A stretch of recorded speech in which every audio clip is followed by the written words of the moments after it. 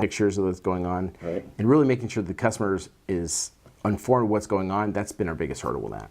So Grant, what do you do to contribute to the community here in St. Louis? Well, it's funny you ask because just yesterday my church had a bit of a flood, and so we're actually over there right now doing some dry outs of that. Another thing we do is that I grew up a Boy Scout. I was Eagle Scout,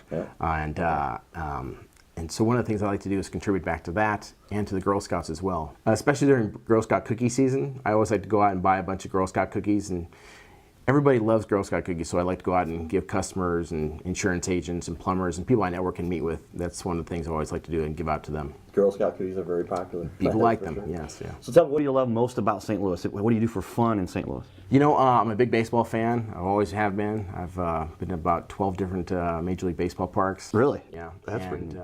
yeah, so I've been around, and I'm a big baseball fan.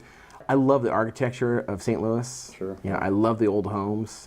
We pride ourselves in working in old homes to make sure we can keep it exactly as is.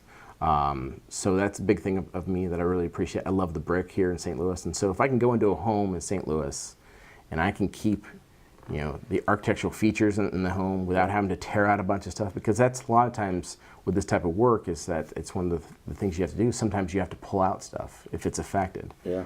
We pride ourselves on not being the type of company that wants to come out and just rip everything out. Sure. We recently did a job where the customer had an Indonesian rosewood floor. Wow. And rosewood is it's beautiful wood, but you can't cut it down anymore. I'll say it's probably very unique to find too. Yeah, and it was just gorgeous. And unfortunately, the house had flooded and the floors were affected.